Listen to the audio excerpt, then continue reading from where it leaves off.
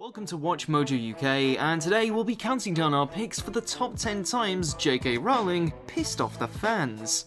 And finally, J.K. Rowling is trending on Twitter tonight, and it's not because she's putting out another Harry Potter book. The author sparked some pretty fierce backlash after posting a message of support for a woman who was fired for saying people can't change their biological sex. Hatred. Hateful hatred. Rowling's bigotry. Bigoted. Bigot. What vice do you most despise? Bigotry. Everyone wants to just hear, well, there are good guys and baddies, and it's about wanting to fight the baddies. Well, the trouble is that the people you call baddies think they're doing exactly the same thing. It is much more nuanced than that, and I know that's very cryptic, but you really have to let this story unfold before you draw real conclusions. Of course, this video is going to get into the recent controversies over Rowling's statements on trans issues, but I think in order to contextualize what I'm going to say about all of that, first I need to go into the many other controversies that have surrounded her before that, to show that it's not a new thing or something that came out of nowhere, but it's actually part of a long trend. For about 25 years now, it's been controversial nearly every time she's ever opened her mouth. And since the outrage has alternately come from left, right, and center, the common theme is the way the audience is reacting to her words and her work. I think the common thread between this video and my other videos, and a big reason I wanted to make this video, is an unhealthy relationship between audiences and artists whose work they like, but they don't know how to relate to except as suppliers of a product. As somebody who's followed the J.K. Rowling controversy since the start, when you look at all of it together, the current situation is not only inevitable, but it's a completely predictable continuation of what's been going on since the beginning. For a long time, of course, the people outraged by J.K. Rowling and the Harry Potter books were mostly right-wing. People started burning Harry Potter books as early as 2001. That time it was the Christ Community Church in New Mexico who burned them because they said they were satanic and promoting witchcraft. There was a counter-protest at the time saying that burning books was ignorant and also pointing out that it was something that Nazis were fond of doing. There have been a lot of churches over the years that have continued to burn Harry Potter books, though, as recently as this year in Tennessee. In 2017, people were burning their Harry Potter books and DVDs over statements J.K. Rowling made against Donald Trump. That time, Rowling made a tweet pointing out that if they burn her work, she still has their money, and left-wing websites cheered about her perfect response to the idiots burning books, and left-wing people have rightly mocked the stupidity of these book burnings for 20 years now. But then, of course, in 2020, when Rowling started to wrong think about trans issues, suddenly left-wing people started to do exactly what they've been mocking and started making virtue signaling posts about how they were going to burn their Harry Potter books now. People like trans activist Katie Montgomery started inventing tortured logic about how burning books was okay, actually, if you were burning your own books and not burning books taken from libraries. Of course, these people would also advocate taking books that they see as anti-trans from libraries, and similar activists staged a die-in to protest Amazon carrying books that they think are anti-trans, even as Amazon still carries Mein Kampf. Conservative pundits like professional knob Matt Walsh, of course, immediately started crowing about how stupid the SJWs were for burning Harry Potter books, when a year prior it had been conservatives burning the same books. Well, tonight it is my duty to inform you that we have reached the book-burning stage of right-wing American authoritarianism as well. Just in case you thought 2020 couldn't get any worse, the left have started book burning. Hello everyone. The point is that this isn't a left or right-wing issue, although historically it's been right-wing people that have done it more. It's a human nature issue where people feel that in order for their own views to be safe, they need to rub out opposing views from existence. None of these people are thinking about it in any kind of objective principle, or are smart enough to have had an opinion on the issue of book burning itself. They like book burning if they don't like the books that are being burned, but then if they do like the books that are being burned, the people burning books are ignorant savages. The point that shouldn't be controversial for anybody who thinks about this for 5 seconds is that which book it is doesn't matter. If your response to ideas that you don't like is to try to burn them, then you're a fucking moron. But while there have always been people who don't like Harry Potter trying to burn it and erase it from existence, the biggest backlash Rowling has had to deal with has always been from her own fans. I think when Rowling said in 2007 that Dumbledore was gay, the mixed reactions from people was one of the first major examples of this. In 2007, she confessed in a Q&A session with Harry Potter fans that he was gay, and Dumbledore's love for Grindelwald became his, quote, great tragedy. This announcement caused outrage from pretty much the entire spectrum of fandom. While some were displeased about Dumbledore's sexuality, others were upset that she had opted to make this claim, but did not explicitly include it in her novels. When the books were still coming out, the fun part of reading them was trying to guess what would happen next and look for little clues in the books. What I liked about Rowling as a writer was the way that she would construct her mysteries and leave little hints throughout, so that if you went back and reread things, you'd find all the bits of foreshadowing that you'd missed the first time. It was fun to go back to the first book after reading Prisoner of Azkaban and see that Sirius Black had always been there from the start. So for those reasons, anytime that she gave an interview back then, fans were poring over every word looking for any little hint about what might come next. We wanted to know anything she could tell us about the world that she had created that hadn't made it into the books. If she decided to say some piece of backstory that wasn't in the novels, everybody loved it then. So in that environment, saying that Dumbledore was gay I think would have been another interesting piece to learn about her stories. But after the 7th book came out, that suddenly all changed. That's when the idea set in for fans that she was done with Harry Potter now, so she should back off and let them take over. Fans had started to develop their own ideas of the backstories for the characters, and they would get mad at her for contradicting it, as if their fan fiction took primacy over what the person who actually wrote the books thought about it. Rowling partly created this situation originally by just trying to be nice to her fans. In retrospect, I would say she was probably too nice. Originally, she encouraged fan fiction. She would post links to it on her official website. It was the earlier days of the internet, and nobody knew then what a monster fan quote-unquote culture would turn into. But also, she was a writer from a humble background experiencing fame for the first time, and so of course she was flattered by all the excitement and involvement people had in what she had created. I mean, what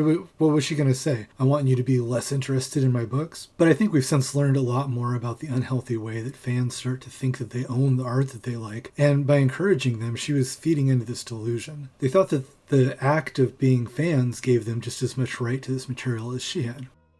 Because the minute those books hit the bookshelves, they became just as much the fan's property as her own. She might legally own them, but a brand is nothing without the fan base. The thing that's ridiculous to me about the whole Dumbledore thing is the idea people have that she was somehow making this up. People called it a retcon, like she was going back and changing things. For one thing, she made the comment in a casual context, and it obviously wasn't some kind of planned publicity stunt. But besides that, this kind of thinking shows a total lack of understanding about how writers work, and especially a writer like her. Rowling writes by building up her imaginary world so that there's a logic and an architecture behind the story events. She can tell you who every Minister of Magic is, going back to 1707. So the idea that she wrote 7 books where Dumbledore was one of the main characters and never considered his love life before is crazy. Obviously, she would have had thoughts about those kind of things that didn't make it into the book. This is the same kind of added detail that fans used to love about her, but suddenly it became a problem because their own ideas about the world and characters had become too fixed in their heads. In this case, there's even proof that she had already planned this, because she had told Steve Kloves, the screenwriter of the movies, that Dumbledore was gay years previously. I cannot think of an occasion when you got it wrong, except for the Dumbledore, the beautiful girl. Yeah, but the odd thing about that, I will tell you, and I don't think I've ever told you this, it did not surprise me when you told me he was gay. No, you were remarkably unperturbed. I once asked her, I think, about Ron's uncle. I said, can you tell me a little bit, because I've got to reference him in dialogue. And I got back like 5 pages about Ron's uncle, and you don't put none of it's in the book. No, it's fascinating. I thought, oh my God. I mean, this is like, what do you not know about this world? Because I always said the thing about Dragon's Blood. I asked you, because I thought, all writers have done this, is say, there's 10 uses for cooking oil. They have no idea what the 10 uses are. They just think it's a cool thing to write. So I like, what are the uses for Dragon's Blood? Literally, 20 seconds later, oven cleaner. I mean, it's like all this stuff. I'm like, oh my God, you know. You really know. Yeah. This mass of material was generated, some of which will never find its way into the book, will never need to be in the books. It's just stuff I need to know for my own pleasure, partly for my own pleasure and partly because I like reading a book where I have the sense that the author knows everything. They might not be telling me everything, but you have that confidence that the author really knows everything. And that's in effect what I did. It was a question of condensing and editing and sculpting a book out of this mass of stuff. So I am a great planner, it's no secret that I do plan meticulously, which is why I have large chunks of this backstory already, some of it even on paper, because I did think all of that through. Jo's world is richly thought out. When she was writing the books, she already knew the genesis of the Dumbledore-Grindelwald conflict. We already get a beginning of a sense of what that relationship was and where the source of their parting of the ways began. But you know what happens ever after. Yeah, I do. Yes. I couldn't stop. I don't think you can when you've been that involved with characters for that long. It's still all in there. They're all in my head still. I mean, I could write. I could definitely write an 8th, 9th, 10th. I could, easily. Will you? I'm not going to say I won't. I think in some ways the fans know that it seems ridiculous to act as though they know more about the books than Rowling does, so they try to find other justifications for their negative reactions. My favorite one of these in this case is that she's trying to retroactively make the books more progressive than they actually were. First, since like I said before, people make a controversy out of it every single time she opens her mouth, there's a whole Wikipedia page about her political opinions, and you can see that for 25 years of public life, she's consistently been progressive and left-wing on virtually every issue. Dumbledore's sexuality wouldn't have been mentioned in the 7th book that delves into Dumbledore's past, because it took place after he was dead, and it was from the point of view of Harry learning about Dumbledore, and Harry would have had no way of knowing about any of that. He's learning about Dumbledore from secondhand accounts, and obviously since Dumbledore was famous for defeating Grindelwald, who was known as an evil dark wizard at that point, Dumbledore probably wouldn't have been going around advertising that they also used to fuck. The whole point of Harry learning about Dumbledore's past in that book is learning that people are complicated, and that no matter how much we might think that we know about somebody, there are always going to be other sides to them. She shows this again and again in the book with characters like Snape. So since the book is dealing with the fact that we can never truly know everything about a person, it's really strange that fans fault Rowling for not including every single detail of Dumbledore's personal life. But as happens in any relationship, gay or straight or whatever label we want to put on it, one never knows really what the other person is feeling. You can't know. You can believe you know. So I'm less interested in the sexual side, though I believe there is a sexual dimension to this relationship, than I am in the sense of the emotions they felt for each other, which ultimately is the most fascinating thing about all human relationships. But this idea that she's a fake progressive trying to retroactively add inclusion persists. People said the same thing when Rowling supported the casting of a black actor as Hermione in the Harry Potter stage play. It's even stupider in that case, though, because Rowling never actually said that she always intended Hermione to be black. She just said that it didn't contradict canon. Hermione was her most autobiographical character, so she probably did picture Hermione looking like her when she wrote the books. But people tried to paint her supporting the casting as though she was lying and trying to pretend that Hermione had always been black, which she never said that. That's something she never did. These kind of bad faith misrepresentations of her actual statements are a trend. Another ginned up fake controversy like this that I liked was a few years ago in 2016 when a quote from Rowling about her character Lupin started to circulate. She had said that she intended Lupin and werewolves to be, in part, a metaphor for AIDS and other stigmatized illnesses. First, there were fans who tried to tie themselves up into knots, finding ways to be offended by saying very dumb things like that this was homophobic because she was comparing gay people or people with AIDS to monsters, in spite of Lupin obviously being portrayed as a sympathetic character, and the people who were against him being portrayed as ignorant. But what's amazing to me about this one was the fact that in 2016, the fact that Rowling intended this analogy was still news to people. Way back when I first read Prisoner of Azkaban, a short time after it came out, as a gay teenager, I liked Lupin because it seemed like he was very obviously some kind of gay analogy. The parents of the kids at Hogwarts didn't want their kids taught by somebody like him because they thought that he might be dangerous or try to infect or convert their kids. And of course, one of the classic attacks on gay people is that they shouldn't be trusted as teachers or trusted to be around kids, either because they're seen as pedophiles or because they might try to convert or recruit the kids. This jumped off the page to me as soon as I read it, but the intended analogy became even much more obvious when Order of the Phoenix came out. There's that whole scene there in Mungo's hospital where Arthur Weasley is in the hospital and he tells them about another patient that was bitten by a werewolf, and he makes this whole speech about how people can manage the condition and live a normal life. To people living with, not dying from disease. At that point, with all the talk about the disease and everything, it was blindingly obvious what Rowling was talking about. The analogy in this scene was so on the nose, it was almost like Rowling was concerned that some people hadn't got it the first time, and so she went back and wrote this little scene just to make sure that nobody could possibly be confused about it anymore. As with a lot of things I'm going to talk about in this video, though, it doesn't matter how clear something is. People will manage to find a way to misunderstand it anyway. If you're really able to read those books and not understand what Rowling was using lycanthropy as a metaphor for, then you shouldn't be mad at Rowling. You should be mad at your third grade teacher for never giving you very basic skills skills for understanding subtext in what you read. It's not exactly a subtle metaphor. It's meant to be picked up by children. And then as a kind of humorous coda to the whole thing, Rowling pointed out that the quote that was circulating in 2016 where she talked about this was actually from an interview that she had given a full 17 years prior. It had just been recently dredged up by websites looking for clickbait. So not only was the metaphor obviously stated and restated in the books, she explained it outright when the books originally came out, and it still took people 17 years to catch up. And then after their own delayed reaction, they tried to paint her like she was retroactively trying to insert things into the books that hadn't been there originally. There was another similar controversy around the same time.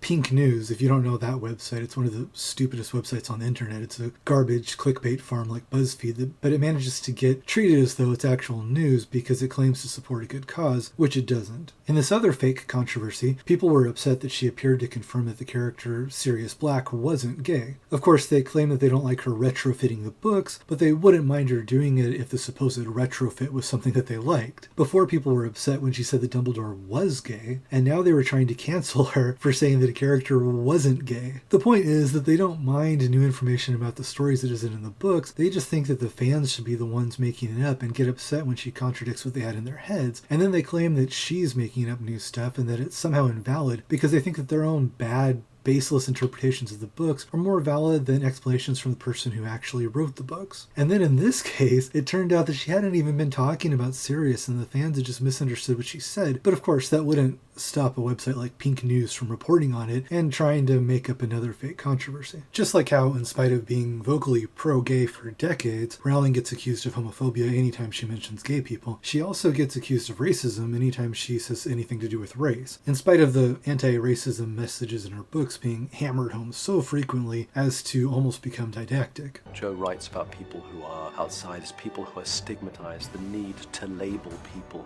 and put them in a box and judge them.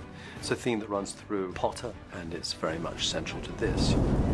Rowling has even been accused of cultural appropriation for her attempt to talk about the Native American origins of North American magic. She walked into a world of hysterical internet outrage when on her website, where she frequently used to provide more details about her wizarding world she created, she extended her descriptions of the magical community beyond the UK and mentioned wizarding schools in other countries. People complained that it made no sense that the wizarding school she described in America sounded like it was structured too much like a British boarding school, in spite of the fact that it would have been founded by British colonists, so that it obviously made sense for it to seem British in some ways. But while she was being criticized for the school being too British, she was then also criticized for describing Native American magical traditions. I'm not really going to get deep into the whole idea of quote-unquote cultural appropriation in art because it's a huge topic, but if you know anything about art or mythology at all, then you should know that there is no such thing as stories or traditions that belong exclusively to a single culture. I talk a lot in my other videos about how all art is influenced by other art and quotes from other art, and obviously this has happened across cultural lines as well. Of course, there are ways that you can reference other cultures that are disrespectful, and stealing somebody else's idea and presenting it as your own is different than referencing somebody else's idea and discussing it. But just the broad idea that it's automatically wrong for an artist to use anything that's not strictly from their own culture, that's not only wrong, but it's an impossible standard to adhere to. So I'm not going to engage with that as though it's a valid idea, because it isn't. Either way, it's obviously ridiculous to fault her for not having enough representation of other cultures, and then to also tell her that she's not allowed to talk about the mythology of other cultures. It's just more evidence that people will always find some way to complain about what she's done, regardless of what it is. Rowling also got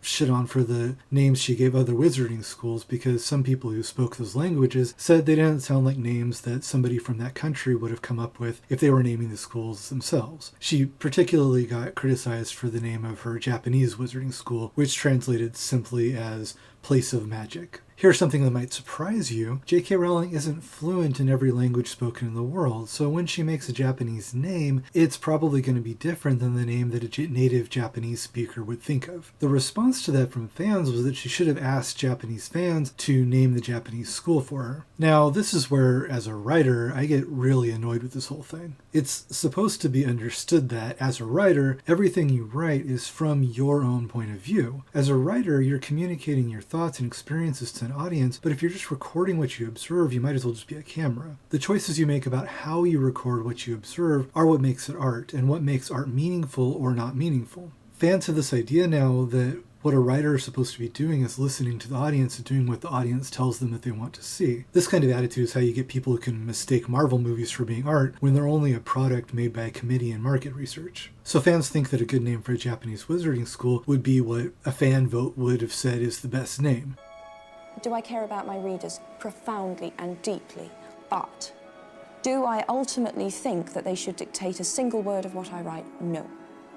No. I am the only one who should be in control of that. They don't understand that the whole point of reading something that you didn't write yourself is to get exposed to new ideas you wouldn't have come up with on your own. Otherwise, what do you need the writer for? What you should want in a J.K. Rowling book when J.K. Rowling is naming something is to see the name that J.K. Rowling would have come up with, not the names that the fans would have come up with. Any artist who is worthwhile at all is making art for an audience of one, and that audience is themselves. Rowling has said things to the effect that she wrote Harry Potter for herself. I believe I was just writing for me again. But you're misunderstanding that idea if you think that it's selfish. By making art for yourself, you're making art that's true to somebody's vision and experience and not compromised. So the end result can actually mean something. Just because you wrote for an audience of one, that doesn't mean that only one person can enjoy it. It means that everybody who likes the same things as that one person can also enjoy it. And they can enjoy it more because it wasn't diluted. In the case of J.K. Rowling, what she likes happens to also appeal to millions of other people, so her writing for herself provided something special for all of those other millions. Whenever you're reading a novel, and especially a novel where an artist is creating a large secondary world, you're reading that artist's autobiography. Whether it's Hogwarts or Westeros or Middle-earth, in order to create that world, the writer spent years living there in his or her head. They put all of their life experience and all of their interests and aesthetic tastes into making that place. Tolkien wrote The Hobbit as a bedtime story for his children, and the story of Beren and Luthien is about him and his wife. His life's work studying languages was the entire reason he created a mythology at all to begin with. Middle-earth isn't an effort to anticipate the demands of an audience, it's his life. Her mother Anne had been battling with multiple sclerosis for a decade when the disease took her life. Mum dying was like this depth charge in my life. The pain of her going and just missing such a huge part of her life. She's 45 when she died, which is far too young to die, far too young to leave your family. Never knew what we all ended up doing and so on. For Mum, there would have been a particular glory in being a writer because she was the real book lover. And so it does add a little bit of poison to the knife, if you like, that the one thing that I think she really would have prized, she never knew. The Mirror Vera said, he's absolutely entirely drawn from my own experience of losing a parent. 5 more minutes, just please, God, give me 5 more minutes. If I'm totally honest with you, I regret much more that my mother never saw any of it. That's a bit of a killer. I think it was 6 months before she died, I started writing. Yeah, and I never shared it with her. So that's... You regret that? Yeah, hugely, hugely. But the odd thing is, I mean, this is life, isn't it? The books wouldn't be what they are if she hadn't died. I mean, her death is on virtually every other page of the Harry Potter books. You know, at least half of Harry's journey is a journey to deal with death. If she hadn't died, I don't think it's too strong to say there wouldn't be Harry Potter. There wouldn't, you know, the books are what they are because she died, because I loved her and she died. That's why they are what they are. Would it also be fair to say that your life, everything in your life, would it be fair to say that you've used in the 17-year process of writing the Potter series, that you've used the good, the bad, and the ugly of your life? Definitely. Definitely. And expressed it through your writing, through the Potter stories. For sure. Rowling did her job. She wrote the books. But they're yours now. Always. The idea that simply because it's become popular, the fans think that they can then come along and say, okay, now it's ours. We get to name things and you have to ask us about any expansions. That idea really pisses me off. And it should piss off anybody who has ever been creative or who respects creativity. The only people who can think that way are people who have never made anything interesting themselves, so they want to take ownership of somebody else's imagination. The fans saying she should name things the way that they want try to not frame it as them selfishly wanting to have control over what she's made. They say that those on-the-nose those names she comes up with are stereotypical and racist. But in order to think that, you have to ignore the entire style and tone of all of her Harry Potter books to claim that she's somehow naming Japanese places or Asian characters differently than she's naming other things. The Harry Potter books were written for children, which is hard for a lot of the people complaining about this stuff to remember since they're now adults but still only reading children's books. And all of the Harry Potter books have a broad, jokey tone. All of Rowling's names are on the nose, a little comical, and meant to tell you something about the character or place. I mean, the character who is a werewolf is named Remus Lupin, Lupin meaning wolf, and Remus being a wolf figure in mythology. He transforms into a wolf, so she names him Wolf Wolf. The character who turns into a dog is named Sirius after the dog Star, and his family name is Black because his family has a dark history. To have all the white characters be given names like that, which are practically puns, but then to complain about it when she gives the other characters common names that readily tell you about their identity is obviously ridiculous. Some have also claimed that the portrayal of the Gringotts goblins draws parallels to the racist depictions of Jews made by the Nazis during the World War II period. Examples of people reacting like this to everything Rowling says go on and on. She's accused of being anti-Semitic because of the goblins she has running her wizard bank, even though her portrayal is based on many mythological versions of goblins that aren't inherently anti-Semitic. Many types of demons and monsters have been used as caricatures over the years to demonize many ethnic groups, and that doesn't mean that all demons and monsters are portrayals of those groups. In case people weren't sure of her intentions, she made the villain of the entire series her wizard Hitler, whose ultimate goal was racial purity. And then when she made the Fantastic Beasts movies, she made the villain a second wizard Hitler with the same racial motivations, in case people were too slow to pick up on the message the first time. While the professionally offended online people are calling her anti-Semitic, she's also been called Islamophobic because she supports Israel. She's accused of being fatphobic because she has some fat villainous characters, even though she also has thin villainous characters and fat heroic characters. She even responded to this over a decade ago with a long essay decrying how some people are obsessed with thinness, but as usual people ignore what she's actually said in favor of what they want her to have said. The point is that people use her as an all-purpose boogeyman, and between all of her books and decades in public life, if they're intent on arguing in bad faith, they can find some snippet somewhere to take out of context and accuse her of anything that they'd like her to be guilty of. Another common thread here is that a lot of these fans who are quick to be outraged over everything she says also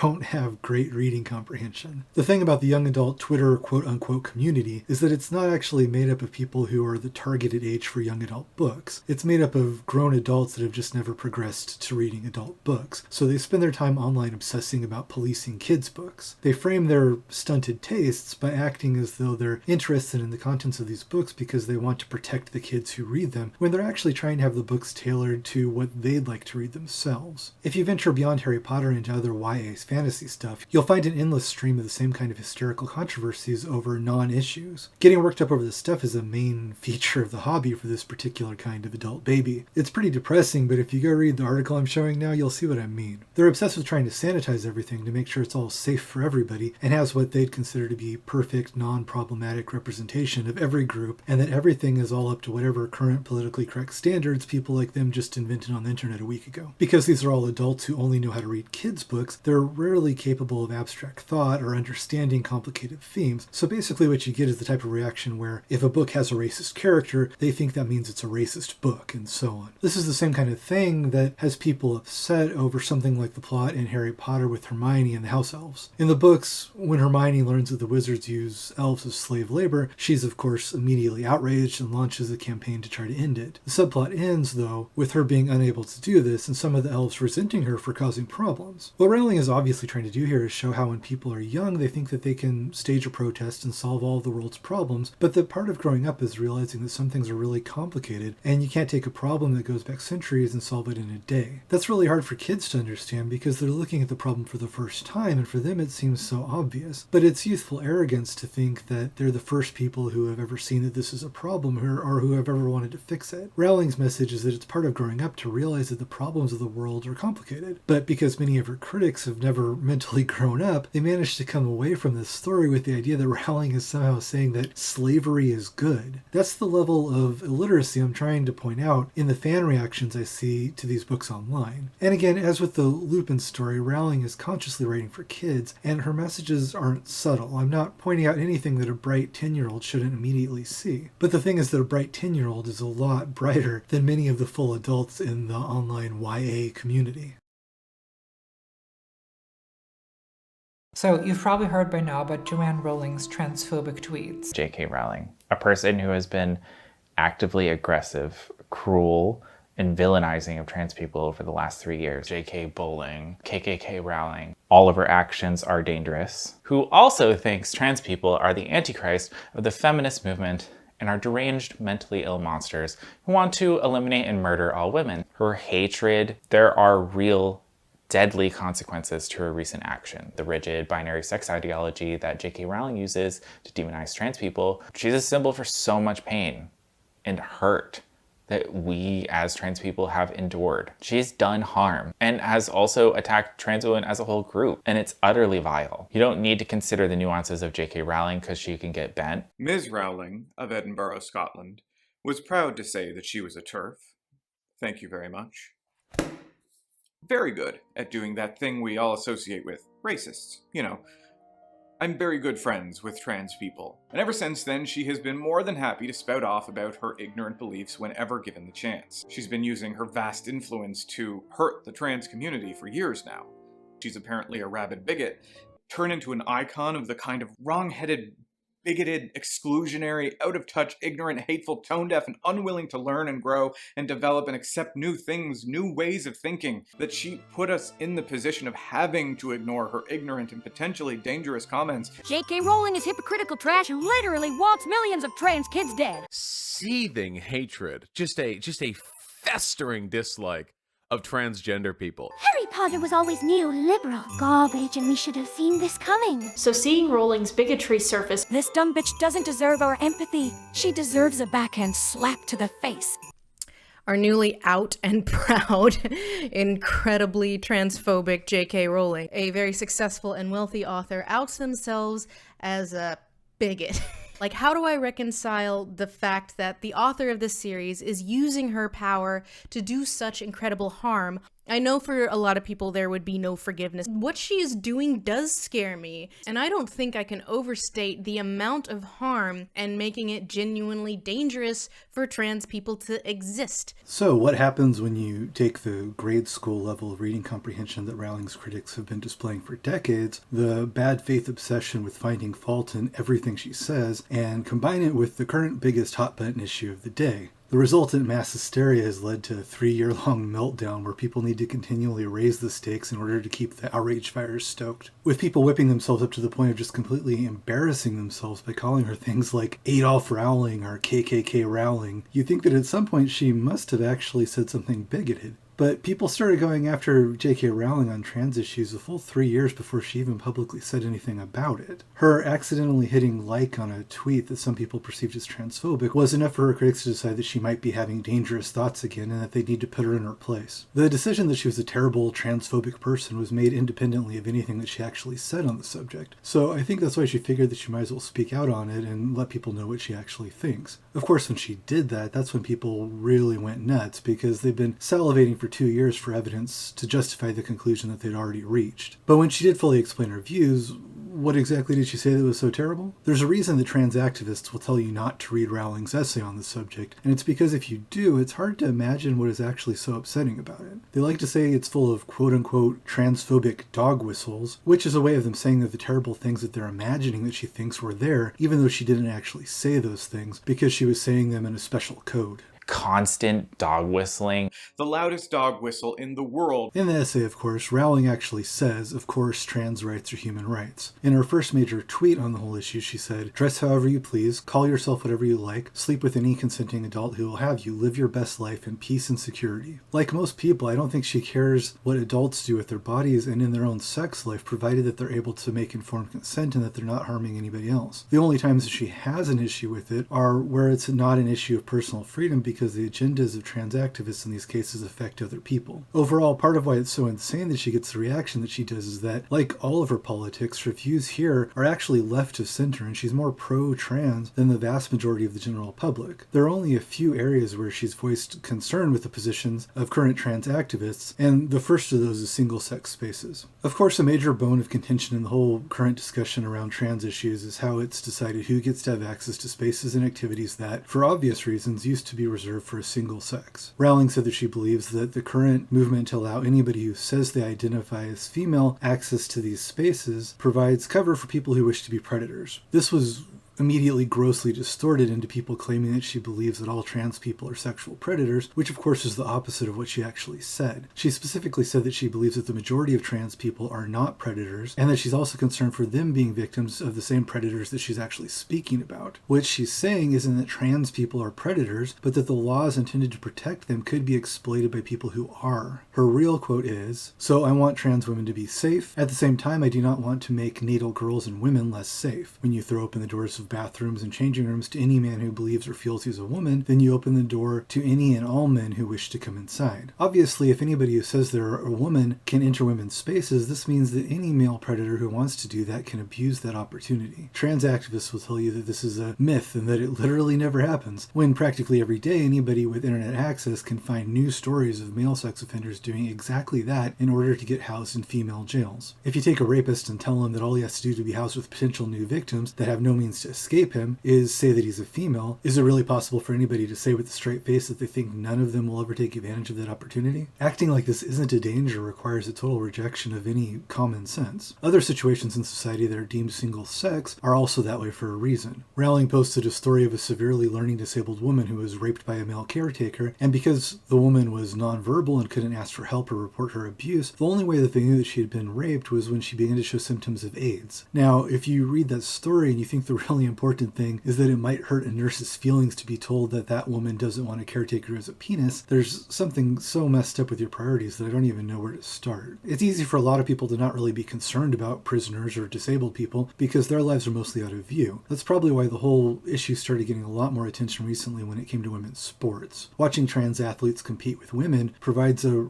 really good demonstration visually of the absurdity of pretending that there aren't physical differences between male and female bodies. And it's obvious enough that people not invested in researching gender ideology can't miss it. Obviously, as a general population, people who have been through male puberty have a vast physical advantage to women in some sports, as Leah Thomas jumping some 400 places in the ranking after switching from male to female competitors demonstrates. The reason for having separate male and female sports is simple fairness, because otherwise in some sports women wouldn't have a chance of having a career at it or having their accomplishments recognized. Now, obviously, when we say that this is a male swim team and that is a female swim team, we need to define what we mean by male and female, and since the entire purpose of having separate teams at all is to account for physical differences, the only relevant definition you can make is based on their physical bodies. The push to claim that trans women are identical to people born women is predicated on the desire to have their identities recognized, and people think that it seems reasonable out of a generally good impulse to show respect for how people would like to be treated. But when we're talking about situations where the terms male and female need to be defined for something like a sports team, obviously somebody's identity or personality has nothing to do with what's under discussion. The thing is that if you say that anybody who says that they're a woman can be on a women's sports team, then you're just advocating for the end of separate male and female sports. In that situation, and in all of these situations, obviously we need a definition of sex beyond people's feelings and self-identification. That really shouldn't be controversial to say. What makes it controversial isn't the statement itself, but rather the tactics of some trans activists who, on the one hand, choose to respond to any policy that they don't like by saying that it's literal violence, that you're causing the murder of trans people by even talking about it, that any policy other than self-ID is literal trans genocide, and then, on the other hand, target individuals they disagree with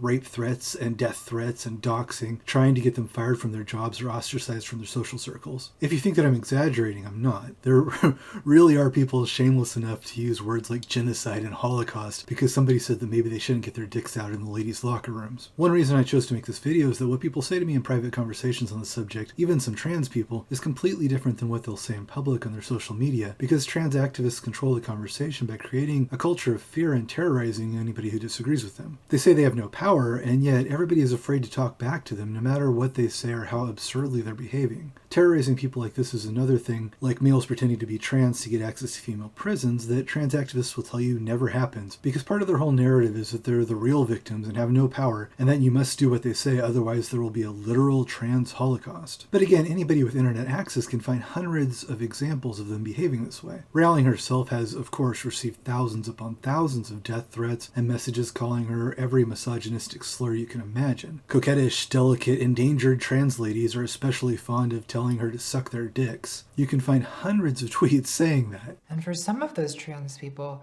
Canceling celebrities on Twitter is the one kind of power they have. Plus, a lot of extremely online trans people really don't have a strong sense of conviction in their own identity, which is why they need constant external validation to prop them up. They need to constantly be told that they're valid, that they really are the gender that they say they are. And if someone even obliquely threatens or questions their fragile self-concept, they lash out, Twitter being their only weapon. I say the Muggles are not lesser, but other. There's othering in the very obvious sense that we all know about. You know, all of the isms, all of the sexism and the racism and the homophobia and the othering of entire groups of people in our society, which is despicable. We do it to individuals. We do it to people who are different. We do it to people who aren't conforming to our ideal of what they should be day to day.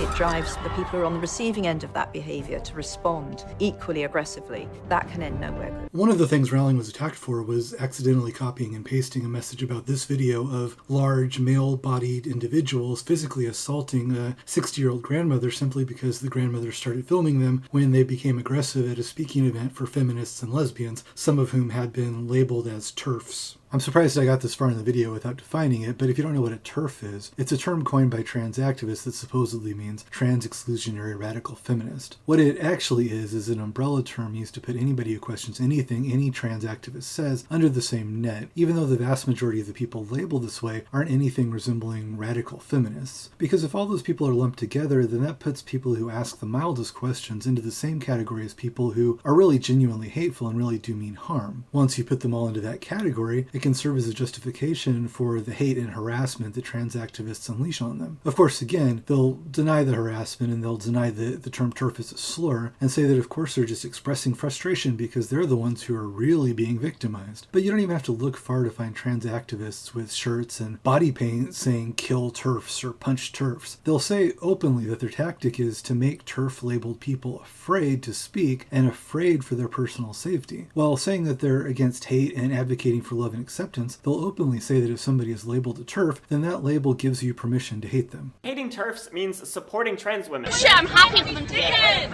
I'm happy for them to hit them. Really? Yeah, therapy. Do you want to tell the police that you're inciting violence? Should I just get one? No, you tell them, go. I can try. Intentionally misgendering trans people is an act of violence. Misgendering a trans person is an act of violence. So, if you are having gender identity problems and someone keeps misgendering you, just fucking get a fucking pan somewhere and just start smacking them in the face with it. Just go ahead. Just fucking do it because they don't deserve your kindness. They don't deserve to. You don't have to put up with those pieces of shit out there. You know, just, you know, if you are having a hard day and someone misgenders you, just beat them. A lot of times the trans activists or TRAs will say exactly what it is that they're doing, and then when somebody confronts them about it, they'll deny that they ever said it. Whatever they happen to be feeling right now in this moment is reality, and all of the evidence of your eyes and ears to the contrary is irrelevant. The high-profile people labeled as TERFs are generally feminists and academics, a lot of them lesbians, generally very well-educated and well-spoken. Trans activists will say that debating them is pointless because they're not open to debate, at the exact same time that the accused TERFs are trying to host speaking events and debate events to discuss these issues, and trans activists are standing outside and chanting or howling or physically attacking people. It's easy to see why the TRAs feel threatened by them, because on the one side you have academics and lesbians just trying to calmly talk, and on the other side you have deranged kids with blue hair and obvious mental health issues speaking gibberish and thrashing about like somebody forgot to lock their straitjacket. Trans activists have been invited into this debate to give their views, and tonight will be about debate and free speech, hopefully. Transphobia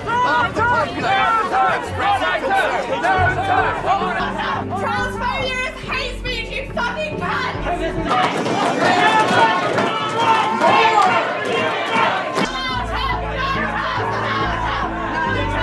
Fuck these fascists! Fuck these fascists! Fuck these fascists! This is really serious, actually. Well, the disgusting Can I hate just- speech can I is just absolutely say disgusting. that- No, you can't. You're preaching hate speech. No one cares what you write. Fuck these fascists! Fuck these fascists! These aren't people who we can respectfully have civilized discussions with.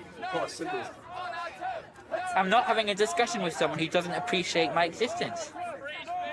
Can I still search for the right perk in the left brain as I kill perks with a left hook? Now I feel worse. JK, hope you fit in the hearse, bitch. I'm bigger than a whole cinematic universe, bitch. If there was a group of Nazis in there trying to organise a talk where they just want to discuss things with Jewish people, would they tolerate it? I wouldn't think so. No decent person would tolerate that. Yeah. I know you bitches see how good my legs look in this skirt, bitch. I hope it hurts, bitch.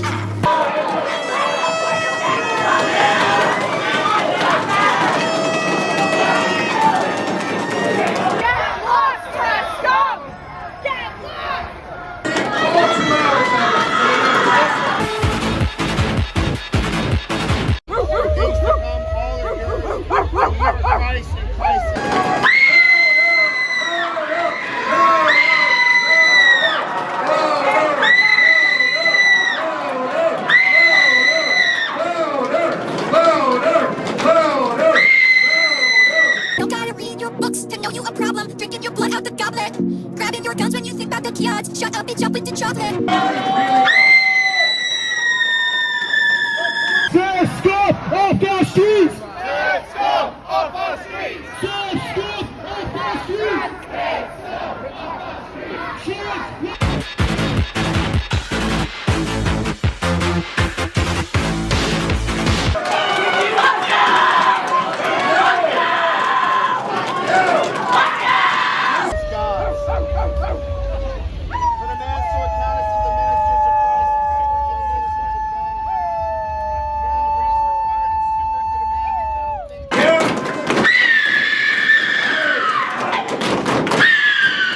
JK, hope you fit in the hearse, bitch. I'm bigger than a whole cinematic universe,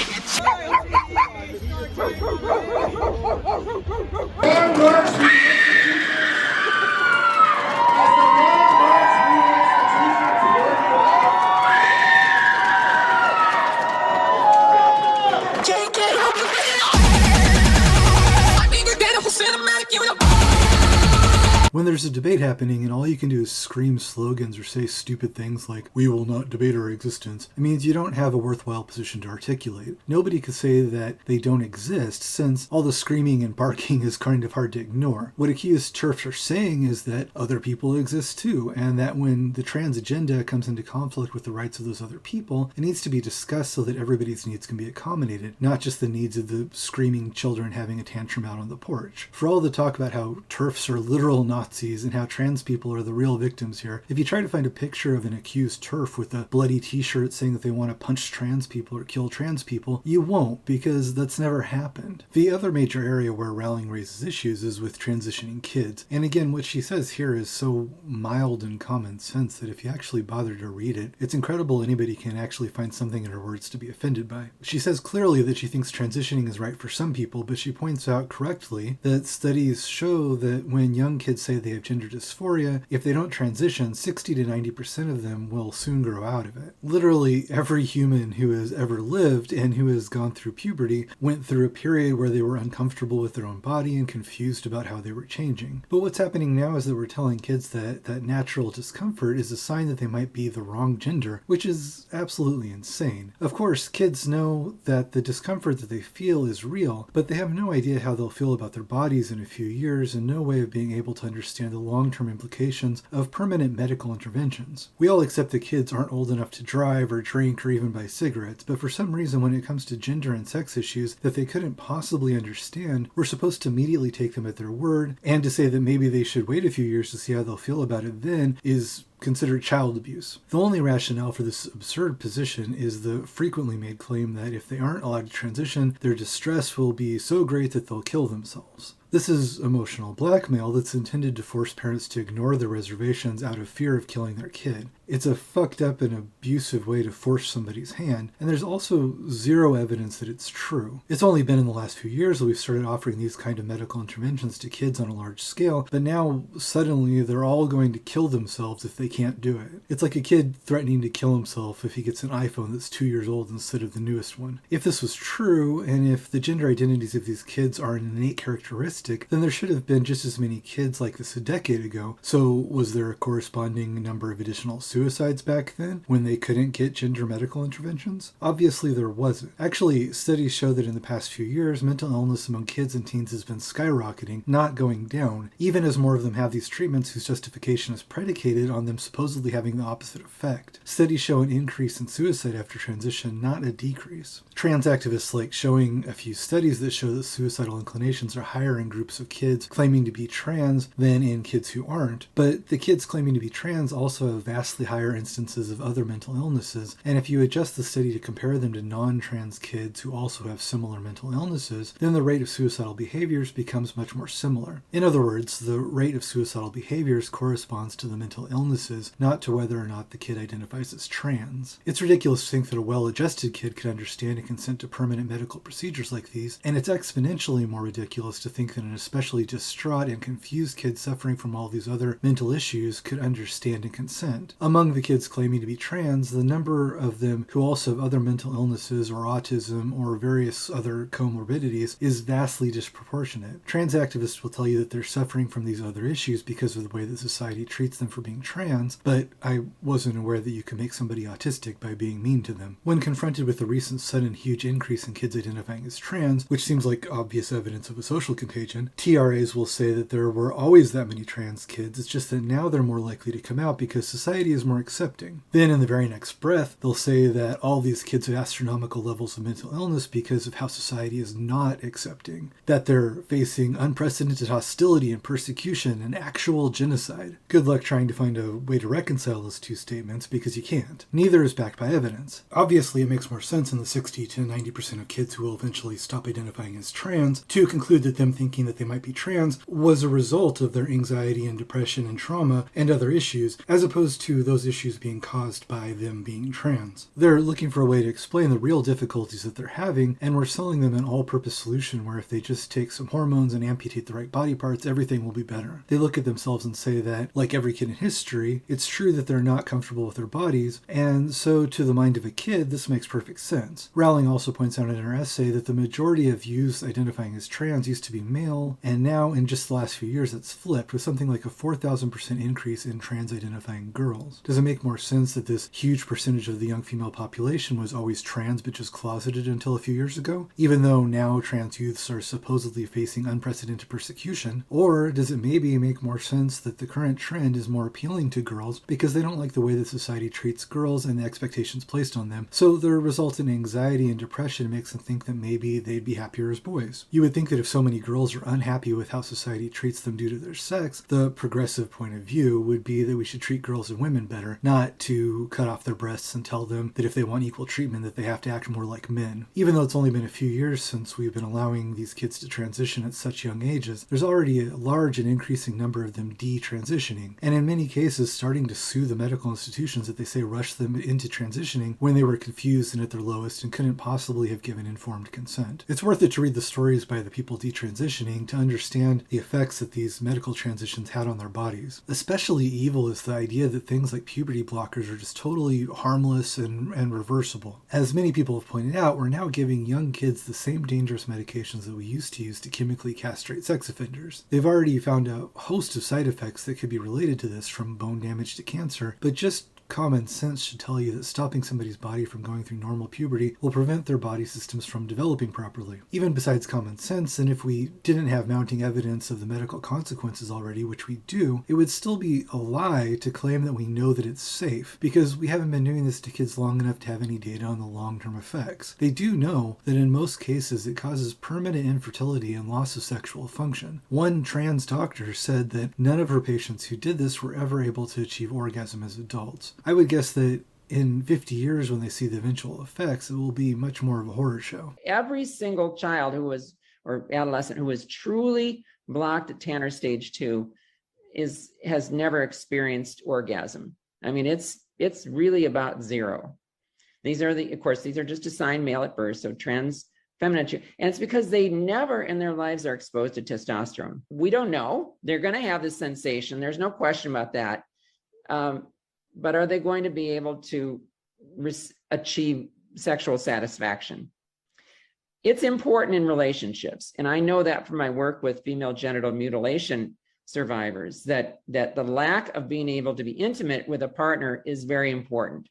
And so this is what really raised the red flag for me, is to say, look, we need to have our eyes open about it. So when we do know how dangerous it is, and we know that if we just let kids grow up normally, most of them would soon become comfortable with their bodies anyway, what is the incentive to keep pushing for more and more kids to do this, to try to threaten parents with invented claims that their kids will kill themselves if they can't? There is a financial incentive, because once people start down this path, it's a lifetime of expensive medication and surgeries. And the complication rates from the surgeries are often astronomical. You don't just go in and have the operation and then it's done. Afterward, it requires a lifetime of maintenance, which detransitioners will also tell you about. But what I'm more interested in is why trans activists are so invested in this. I think the obvious reason is that they know, with all the various issues they're pushing, they're asking for enormous concessions and accommodations, and it makes less sense if we're talking about the very small number of people who would be what we considered transsexuals just a few years ago. That's why we've got this concept now of the trans umbrella, where anybody who doesn't fit into rigid 1950s American stereotypes about gender roles is now suddenly labeled as some variety of trans. When you apply the label trans to every girl who ever had a short haircut and every boy who ever watched a musical, suddenly, go figure, there are a lot more trans people. This is a concerted effort to break down language to force as many people as possible to feel like this is an issue about them too, because that's a trans activist figure that they'll get the broadest support. They try to include people with intersex conditions under their trans umbrella because they're using intersex people as props that they can point to say, see, there aren't just two genders, it's a magical spectrum with hundreds of genders. But in reality, although there's a thoroughly discredited statistic that 1.7% of people are some variety of intersex, the real number of intersex people is more like 0.018%. And the thing is that this small population of people have congenital conditions, not divergent quote-unquote gender identities. And you can find many of them saying that they don't appreciate their physical problems being conflated with gender ideology. Saying that this 0.018% of people with congenital conditions proves that humans aren't a sexually dimorphic species is like saying that some people being born with an extra toe means that humans don't have 10 toes. It's a nonsense analogy. When I say that gender ideology and trying to expand this trans umbrella is just about regressive stereotypes about behavior, that's exactly what it is, and trans activists will tell you that themselves, but they won't have the self-awareness to realize that that's what they're saying. When they posit that gender doesn't have any relationship to our physical bodies, they'll say that the gender people are assigned is a social construct based on expectations about how the sexes should behave. Leaving aside for a moment the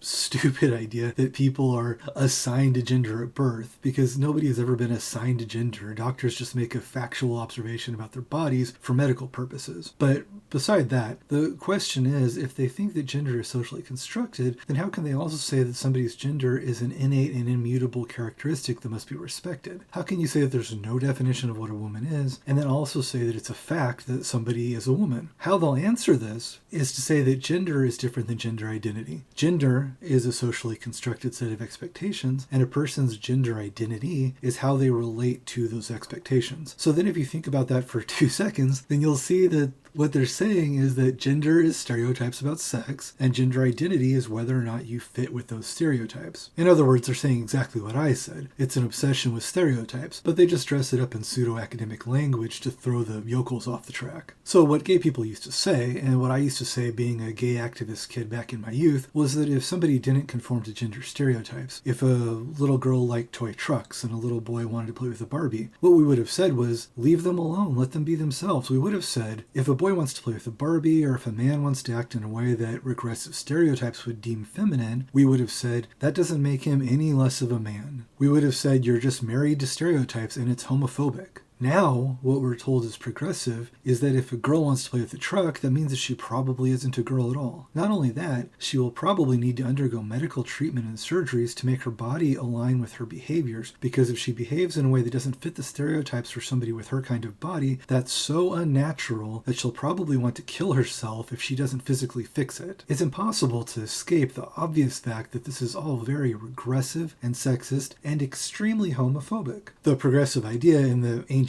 world of like 5 years ago was to get rid of the idea that each sex should be forced to behave in a certain way. And now instead we're becoming more obsessed with that than ever. You can find videos online of people saying that they want to raise their child without a gender so they don't dress the baby in blue or pink. Of course, if these people weren't idiots, they would know there's nothing male about blue and nothing female about pink. These are simply symbolic cultural traditions, and they vary with time and place. Barely a century ago in America, it was boys who were dressed in pink. We used to dress both boys and girls when they were babies in gowns that were functional, but today those gowns would probably be considered dresses and they'd be too frilly for boys. But those associations are new and temporary, and in 100 years they'll probably be changed again. They have nothing to do with the person's sex or any type of inner gender identity, and yet we now have people deciding that if children as small as toddlers don't fit these arbitrary aesthetic designations, that means they're actually a different sex. While studies have shown that young kids have a 60 to 90% probability of desisting from saying that they're transgender if they're allowed to just grow out of it, they've also shown that those kids have a much smaller likelihood of desisting if they were socially transitioned at a young age. In other words, if idiot parents have a 2-year-old boy who likes pink t-shirts and they decide that means that now they need to raise him as a girl, there could have been a 90% chance he would have never transitioned into a girl on his own, but because the parents raised him that way and that's how he grew up understanding himself, there's a much higher chance that he will medically transition and end up probably infertile and with a lifetime of medical complications. And when they talk about the 60 to 90% of kids who identify as trans who later desist, since the criteria for identifying them as trans in the first place is just whether they don't conform rigidly to gender stereotypes, obviously many of those desisters end up being gay. And that's where we get to the issue of how this is just erasing gay people. Another thing that Rowling has said that caused controversy is that if we deny that sex is a reality, then there is no same-sex attraction. And she's obviously right. The entire basis for the gay rights movement was that physical attraction between two people of the same sex was a characteristic that couldn't be changed and shouldn't have to be changed. But if we're saying that a person's sex is irrelevant to whether they're male or female, that obviously goes out the window. Lesbians being pressured by TRAs to have sex with people who have penises is another thing that the TRAs like to say literally never happens, but that anybody with internet access can find happening constantly. The idea goes that if gender identity is what determines if somebody is a woman, and a lesbian is a woman who's attracted to women, then if a lesbian says that she's not attracted to trans women, she's saying that they're not really women, and that makes her a bigot and probably an evil TERF.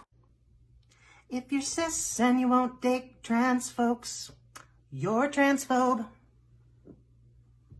Now if that made you mad, maybe it's your prejudices that you need to probe. No matter the reasons you've got, you're reducing us to when we disrobe. And that kind of thinking ain't sophisticated, it's more like microbes.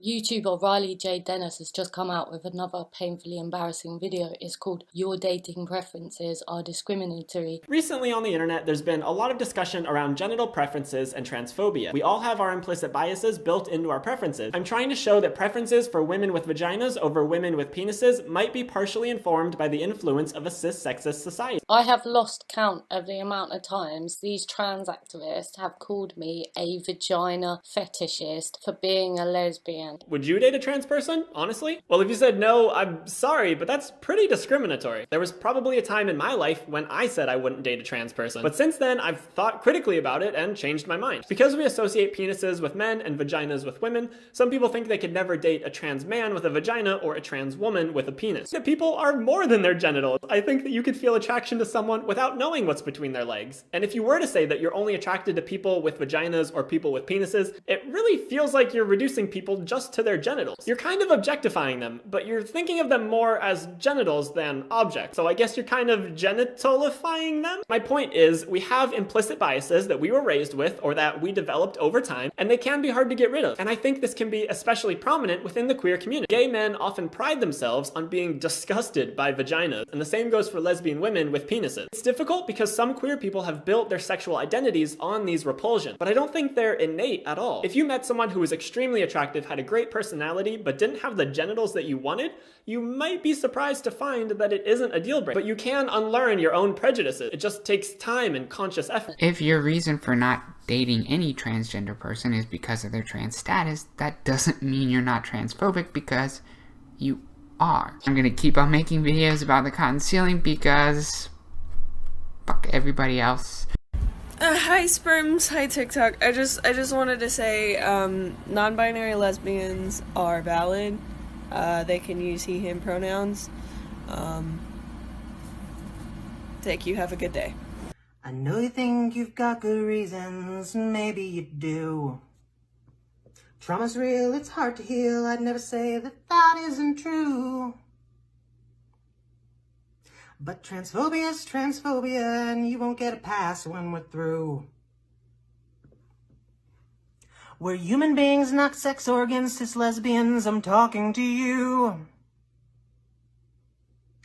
You'll get people who will describe themselves as progressive LGBT activists saying that there's something wrong with a lesbian because she doesn't like dick. Personally, I'm not attracted to vaginas because of the fact that I'm a gay man. When I say that I'm a gay man, I mean that I'm attracted to people with male bodies. I like dick, but I also like the rest of male bodies, which if you've ever seen one, you'll know are shaped and feel differently than female bodies. When I say I'm gay, I don't mean that I'm attracted to masculine stereotypes or a masculine identity or to how somebody dresses or how they think about themselves. When I say that I'm gay, I'm referring to my sexual orientation, which means that I'm talking about sex, which means that I'm talking about bodies. As somebody who grew up being told he should be ashamed of himself for sexual attractions and then joined LGBT activist groups to campaign for the right to have those sexual attractions, it's very, very strange to me now that just in the last 5 years or so, it's suddenly those same LGBT activist types who would tell me that there's something wrong with me for liking dick. People like Riley J. Dennis, who was the person in those clips I just showed, talked about the concept of genital preferences, like this is some kind of weird kink that's separate from sexual orientation. I'm not sure how they think they can decouple sex from genitals, but for most of us, genitals are what we use to have sex. Genital preferences and sexual orientation are the same thing, unless you're trying to use this new English certain kids on Tumblr have invented where words don't mean anything. So when people like Riley say you can just reconsider your biased genital preferences, what they're saying is exactly what we used to call homophobic bigotry, that if you just kind of try hard enough, you can decide not to be gay. Not only that, but it's desirable to reconsider the fact that you're gay and to choose something else instead, because being gay means that you're a transphobic bigot. They're trying to flip it and say that the anti-gay ones are the progressives and that the gay ones are the bigots. And there's a screaming mob of them online to try and shut you down and ruin your life if you point out that this is insane. One of the most evil ways that I see them trying to flip things like this is in how they've recently tried to appropriate the words conversion therapy. For those old gays like me who remember what the words actually mean, the term conversion therapy used to refer to the really horrific practice of, through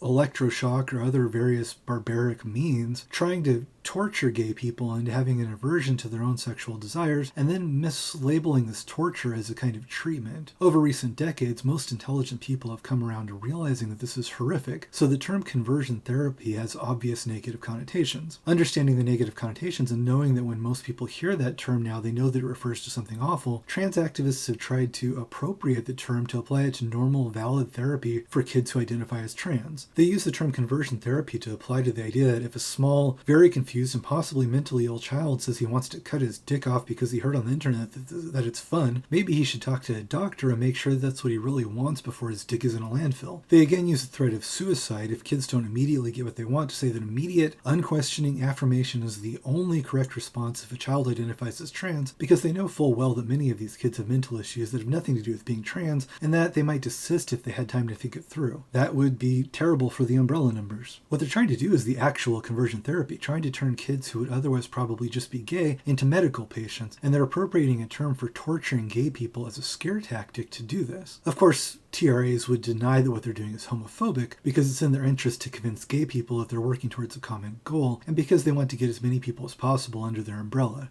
Alrighty, everybody, repeat after me.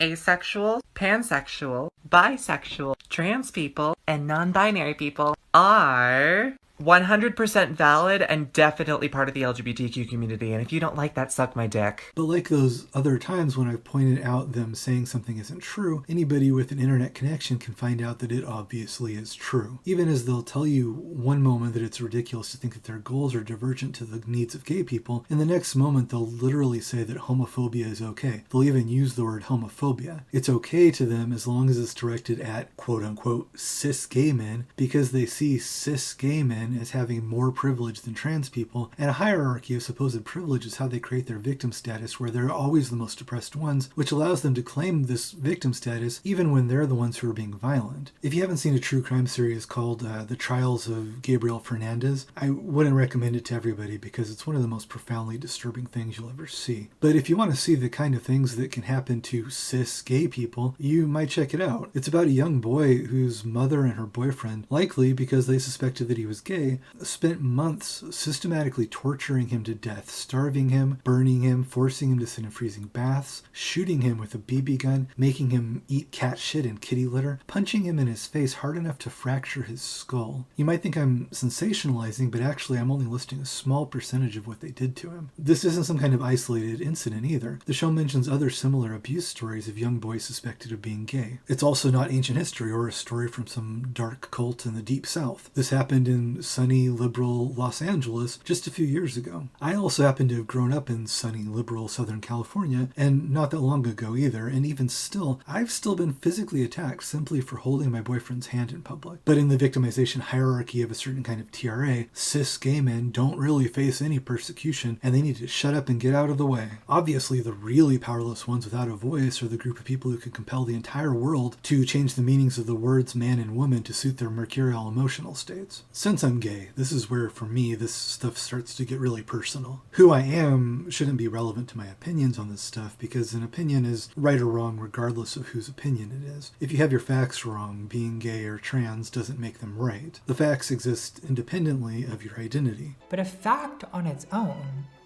doesn't mean very much. But because I know some people will assume that because I made this video I must be some kind of conservative or even alt-right person, it's relevant to point out that I'm actually a liberal gay guy who lives in the San Francisco Bay Area. I've never voted for a Republican in my life. It's funny how if you disagree with trans activist positions on any of this stuff, people will immediately start screeching at you to educate yourself. But of course, given who I am and where I'm from, I've heard so much more about this stuff than anybody could ever reasonably be expected to know. If they think I'm not educated on the subject, then what hope does somebody from Kansas have of ever meeting their standards? That's where it becomes ridiculous to say that this stuff is about being inclusive, when to 99% of the world they're speaking in a private language that everybody else thinks sounds insane. I've been more than educated on this stuff. The fact is, I know way more about it than I want to know, because in the end, the way I feel, and the way I think most people feel, is that a lot of it isn't very interesting. I really give zero fucks about how other people live or dress, as long as they're not hurting anybody else. But like I said before with Rowling, the point where this becomes contentious is when the activism is affecting people other than the activists. The whole pronoun game is a good example of this. If somebody decides that they want to call themselves a particular thing, or that they want to make up their own way of speaking where they use words to mean things that they never meant before, I mean, that's their own business. The problem is when they try to force everybody else to speak the way they've decided to speak in their own personal made-up language. How you speak is an issue of personal freedom, but forcing other people to speak how you'd like them to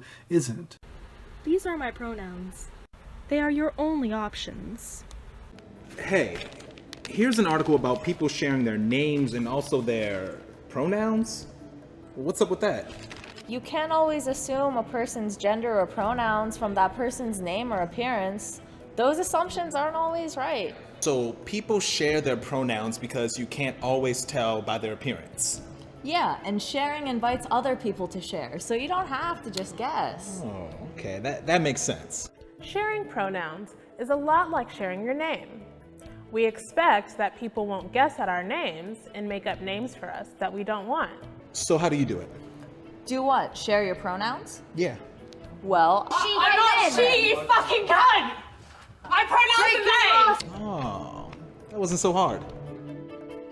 Hi, my name is Johnny and I use he, him pronouns. Hi, and I'm Conchi and I use she, her pronouns. And we're here to talk about pronouns. If it's a signal of acceptance and respect, how do we go about creating a safe space for everybody? Should he grab my camera? He!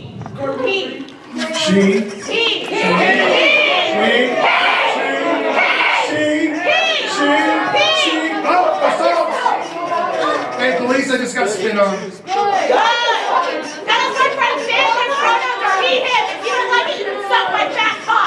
But what would I do if I misgender someone?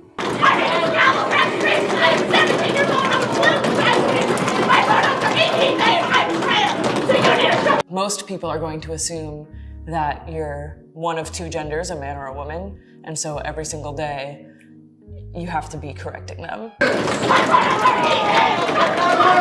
Oh, thank you for telling me that.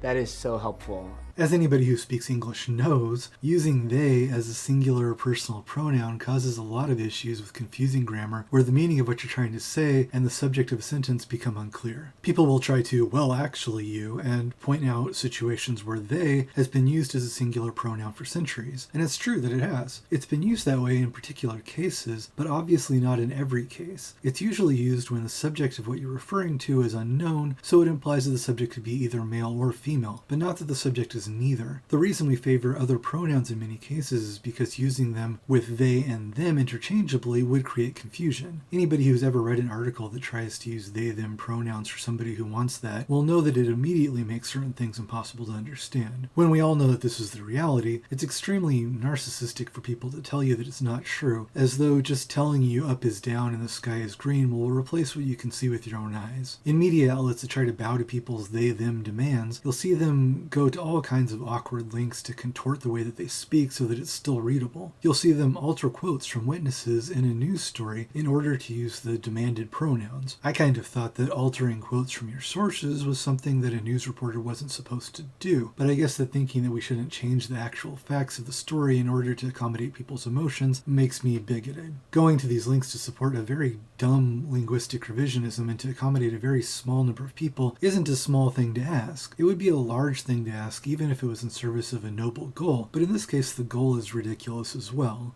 Introduction.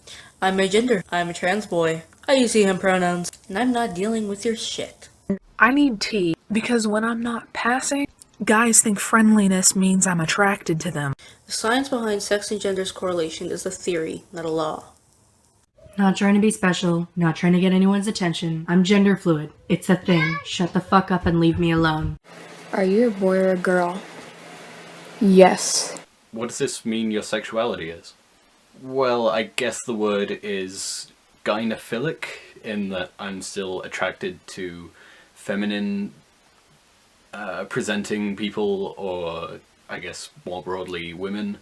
But I think the word is gynophilic. I don't have a name for what it is. In my opinion, gender is a universe. It is a broad spectrum of planets and stars and sky. Part 3 of the genders that I made specifically for systems. Yeah, I was about ready to scream at the next person who called me girl. This is plural fawn, which is the same as plural gender / plural fluid. So again, go back, watch that video. Except in the same way that there's gender fluid, gender fey, and gender fawn. So apparently my gender confuses people, and I think that's exactly what I want to do. So, yes, I'm male and female. Plural fawn is masculining, which in the context of... No offense, but if you're a boy and you like me, you are not heterosexual. This is the flag with meanings.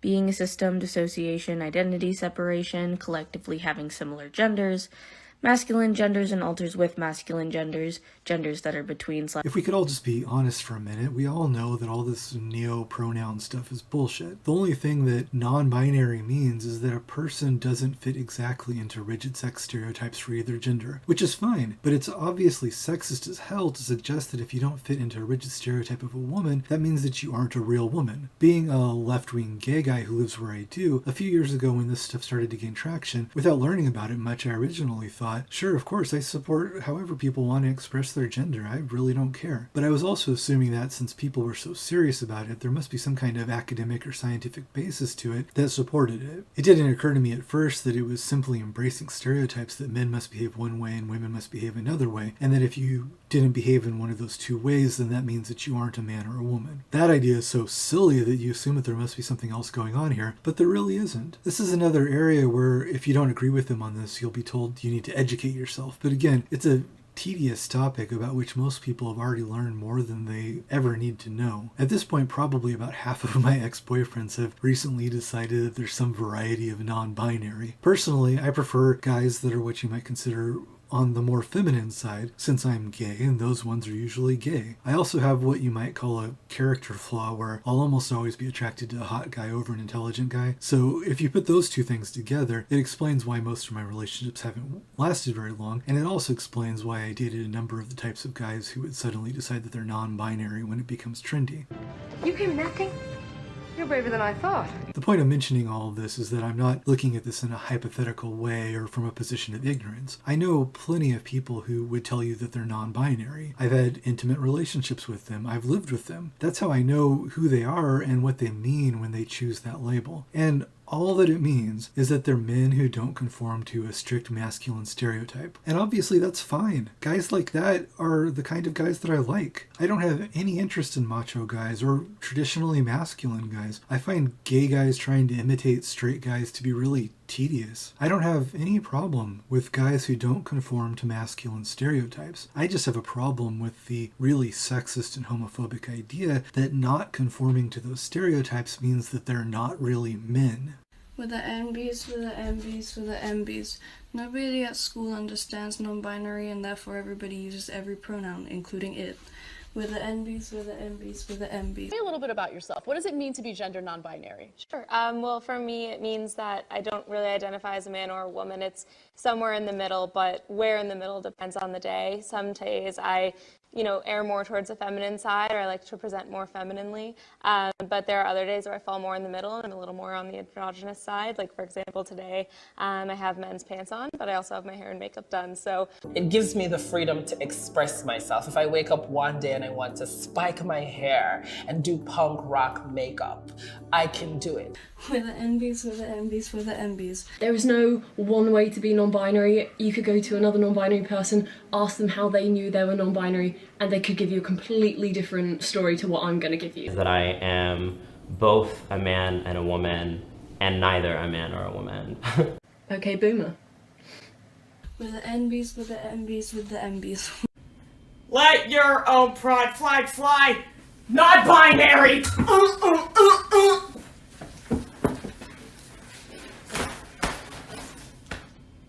With the NBs, with the MBs, with the MBs. I identified as a cis gay male. I saw myself as a cis man and just thought, well, I paint my nails and I wear lipstick, but I'm a cis man.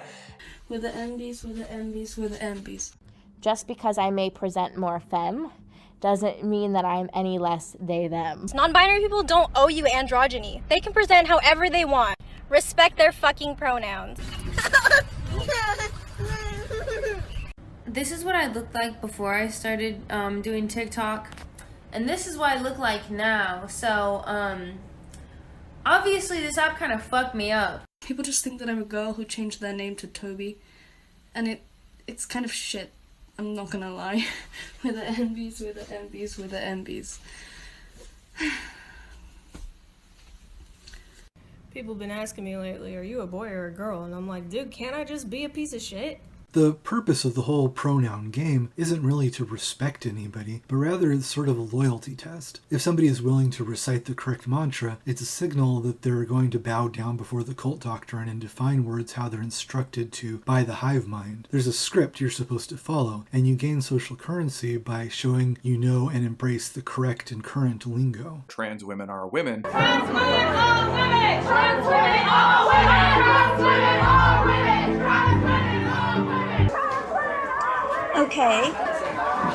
Trans women are women! Trans women are... Say the line, Bart!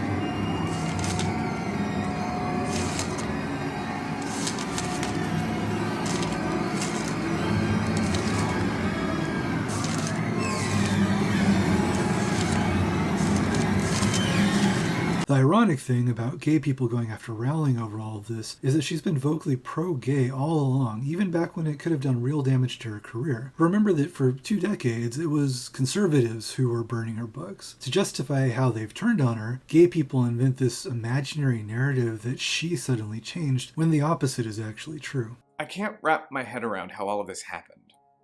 Honestly, how this woman who wrote books that defined my adolescence and adolescences of queer people around the world became so toxic. The liberal J.K. Rowling the world thought they knew up until 2019 has been replaced with an obsessive, hateful fearmonger. How did she so quickly go from being the author held up by millions as an example of wokeness to this? Rowling didn't really change at all. What happened is that the gay movement embraced a fringe element, and they're the ones who completely reverse their own stance on key issues all in the last few years, and then they get mad when certain people remember their own principles and decide to stand by them. Trying to get everybody under that umbrella, TRAs try to convince gay people and intersex people and anybody else that they can think of that we're all fighting for a common cause, and to expect you to forget what you used to think. On the whole issue of quote-unquote genital preferences, I've had TRAs tell me that, well, they suppose it's alright if I'm only attracted to people with penises, but that I really just shouldn't go around saying that because it might hurt a trans person's feelings. And the last thing I want to say about this is that if you'd rather not have sex with a woman who has a penis, maybe just don't make such a huge deal of it. Trans women are often afraid of not being found attractive or desirable after coming out, and you're not helping. If you really want to be an ally to trans people, you could just not talk about it. You have the freedom to say whatever you want. I'm just asking you to consider if it's necessary to say those things when they reflect harmful or violent rhetoric. Because if you have an opinion that you know is only going to make people feel bad about themselves, why constantly share it with the world? What an asshole. For one thing, it's insanely narcissistic to expect everybody in the world not to talk about their sexual attractions just because trans people's egos are too fragile to deal with it if every single person they meet isn't sexually attracted to them. But besides that, if you've dealt with gay rights stuff for a while, this whole line of reasoning will sound eerily familiar to you. It wasn't that long ago that it used to be right-wing homophobes trying to appear tolerant who would tell you, well, we don't care what you do in the privacy of your own bedroom, just don't rub it in our faces. Now I'm hearing that exact same thing from people claiming to be pro-LGBT activists. That line of thinking reduces your sexuality to just the act of fucking, as opposed to being a part of your whole life. It says that being gay is just something shameful that you do for a few minutes at a time in a bathhouse or with somebody you got dick pics from on an app. It discounts the whole possibility that your romantic partners aren't just fuck toys, but they're people you share your whole life with. They're not just somebody you're with in the bedroom, they're somebody you go to movies with, somebody you shop with, somebody who will come to the hospital when you're sick. It discounts the possibility that your relationships are real in the same way that every straight person takes for granted that their relationships are. Telling people that they can rethink their sexual orientation, that their genital preferences are just a kink that they can choose to change, is of course exactly what homophobic people used to say to justify conversion therapy. And again, now it's people who claim to be progressive LGBT activists telling us that. I care about these issues not because I'm a conservative or reactionary, but because I'm the opposite. I care about them because I'm a Democrat and I'd like Democrats to win elections before our democracy is gone. I care about how gender ideology affects causes that lump the LGB in with a T because they're taking a gay rights movement that was successful until recently, that was making real progress, and they're letting a small fringe element take over and turn the whole thing into a fucking clown show. Trans people should be concerned with this too, because a small subsection of them, by overreaching, are losing the goodwill of the general population for all of them. Things like the recent Don't Say Gay bills in Florida and other states are the direct result of this. The idea of prohibiting talking about gay issues in classrooms wouldn't have gained much traction if it was just Billy casually mentioning that he has two dads. But when it's teachers telling Billy that if he plays with the doll, that means he's actually a girl and they're going to socially transition him, put him on a path to medicalization, hide it all from his parents, and that if he doesn't cut off his dick when he's a teenager, he'll probably kill himself. When it's that kind of stuff going on, parents have every right to be concerned. The goal of the transition closet is for our students to be able to wear the clothes that their parents approve of, come to school, and then swap out into the clothes that fit who they truly are. One of my students felt safe enough to share his pronouns with me. And when he did so, once the class knew that I knew, they all switched pronouns. They're second graders. I'm a non-binary elementary school teacher, so here's how I talk to my students about pronouns and such. See, I'm not a Mr. or a Miss, so I go by Mix because that's what makes me happy. You have a new name? Well, yes, it's a name that makes me a lot happier, and that's why I changed it. I like your new name. I do too, but it's nice to know I have your approval. Mix? You mean like mixing you up like cookie dough? My pronouns are they, them, and she, her. Thank you so much for asking. What are yours? Excuse me, Miss K, I need... It's Mix K! Now, I don't consider myself to be a boy or a girl. I just see myself as a person. You guys are in 5th grade, so I feel like I can tell you this a little bit more. My new name is going to be Mix K, and I go by they and she pronouns. Yay! Woo! And I use the idea that this is like Superman changing in a phone booth. But that idea actually goes a lot further than that, because Superman isn't Clark Kent. Clark Kent is actually the disguise. And when Clark Kent goes into the phone booth, he transforms into Superman, who's really just who he truly is, Kal-El. And so this gives our trans students the opportunity to be the superheroes that we know they are. And then when the parents react to things like that, gay people who weren't harming anybody lose their rights along with the extremists. The narcissists and extremists are sinking the ship and they're taking the rest of us down with them. Every time they post a crazy TikTok with their bullshit, they think that they're schooling the other side, and what they're actually doing is handing more votes to reactionary Republicans. Both the ACLU and Stonewall used to be important civil rights organizations, and they've now both been gutted from within. What happens is that the extreme TRAs take advantage of the good inclination that people have to be accepting and inclusive, and in both cases that's why these organizations hired TRAs to represent those views. But if the views of the extremists are at cross purposes to the views of the organization, as soon as they're in there, they'll start gutting the place to remake it in their own image. Both a founding member of Stonewall and a former leader of the ACLU have said recently that the organizations are now acting contrary to their original intended missions. You were head of this organization, excuse me, for 25 years almost. It's changing. I mean, it was a stalwart defender of free speech and civil liberties. Is it still that? Not as much. I mean, they just produced a couple of years ago new guidelines for their lawyers to use when deciding what free speech cases to take. That before they take a case defending someone's free speech, they have to make sure that the speech doesn't offend or threaten other civil liberties values. In other words, before they're going to defend your free speech, they want to see what you say.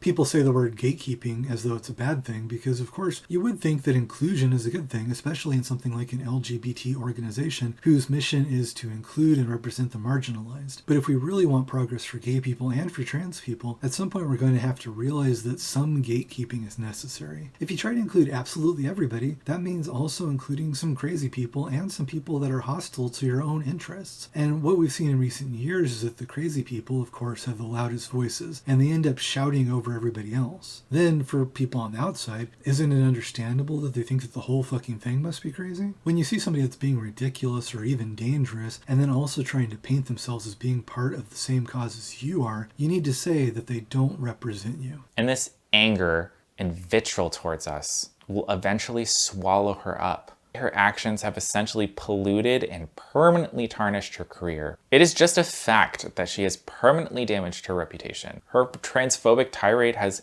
completely soiled both her as a person and the work that was so beloved. The world sees her as changed, and she will continue to be defined by her recent actions until she is completely consumed by her own hatred. Another really childish idea people have about J.K. Rowling is that her opinions on these topics would or should or even could destroy the legacy of her writing. A lot of the problems with how people relate to this whole thing come from their inability to separate their relationship to the book from their relationship to its author. I've had people tell me that artists work in the service industry and that it's their job to do what their fans want them to do, which makes me absolutely livid. No decent art has ever been made by somebody who thinks that way, and fans that think that way are trying to bring everything down there to their own illiterate level. But that's why people think that they have a right to police what J.K. Rowling writes in her books and what she says about her own imaginary world. It's a short step from there to thinking that they also have a right to police what she says about politics in the real world. Even if she was wrong about all these things, which she usually isn't if you bother to pay attention to what she said, whether she's right or wrong doesn't make the way fans react to it any less ridiculous. It's completely nuts to expect that just because you like an artist's work, you'll agree with all the opinions that she has in her life. Buying a Harry Potter book gives a fan absolutely no right to think that they should be able to police her opinions. Your life has really taken a wrong turn if you're bothered by the fact that an author that you don't know doesn't agree with you on absolutely everything. But the idea goes that since she's a famous person and a wealthy person, if you buy her books, then you're somehow increasing the ability of her opinions to influence other people. There is a difference between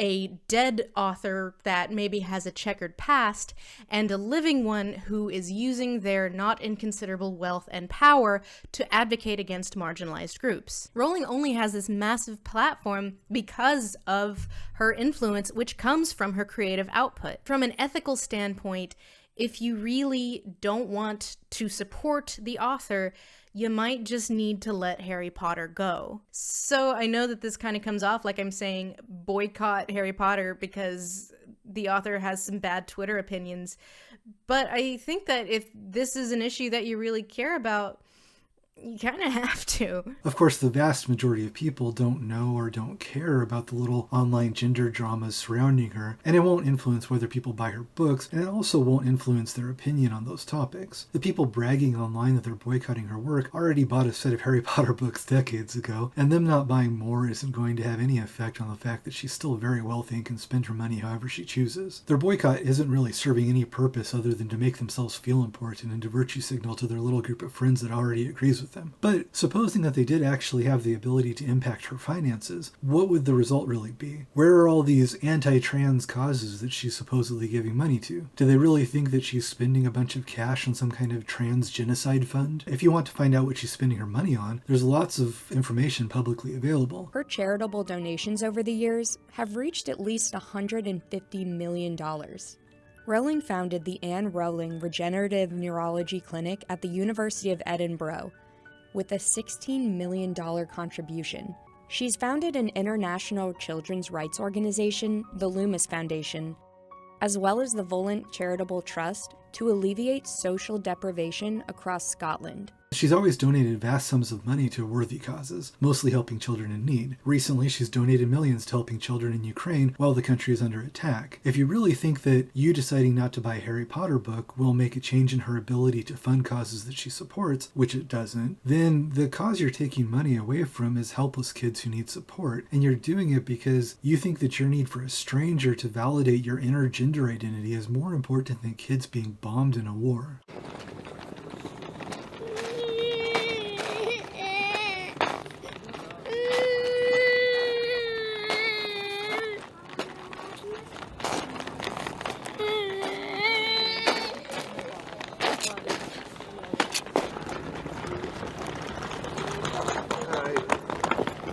woman, okay? So what? In the end, most of the backlash against Rowling has never had much to do with J.K. Rowling. She's a litmus test onto which people can project their own issues. She's anti-Semitic, she's too pro-Israel, she's fatphobic, she's homophobic, she's transphobic. She's whatever trendy word it is that somebody knows will generate them a lot of likes from their followers if they use that word on Twitter. In absence of her actually saying anything, people will just make things up. And it's of my opinion that she will probably either sink fully into the depths of right-wing white nationalist conservatism beyond just hating trans people until she's completely unrecognizable, or honestly she could just straight up vanish from the public eye entirely and blame it on being canceled. That's right. Rowling, who has had left-of-center views on every topic that she's ever spoken on, and who's made racial purity the motivations of the bad guys in everything she's ever written, is now suddenly going to become a far-right white supremacist just because this person is running out of things to justify throwing hyperbolic invective at her. So I think that part of the reason why there are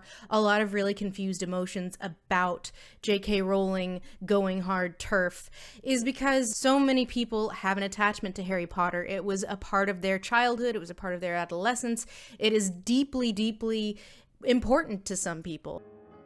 Because for many of us, Harry Potter represents something more than just a book we read as kids or teens.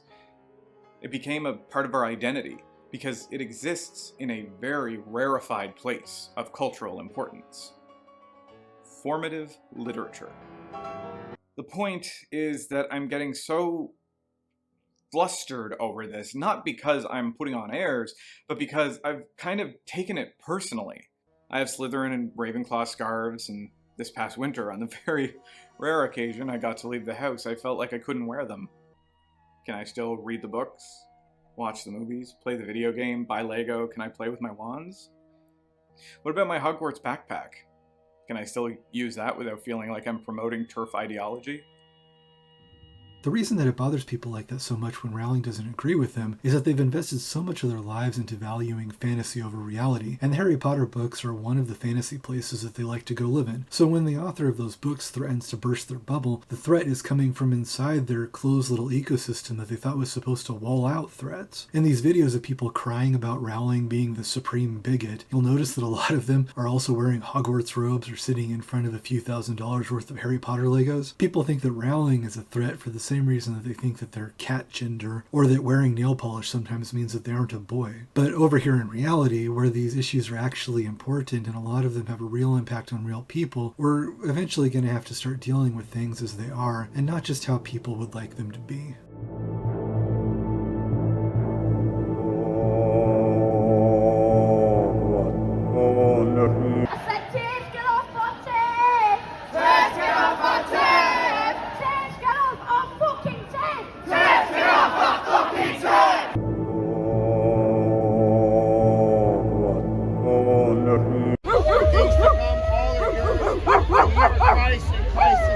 Can I play with my wands?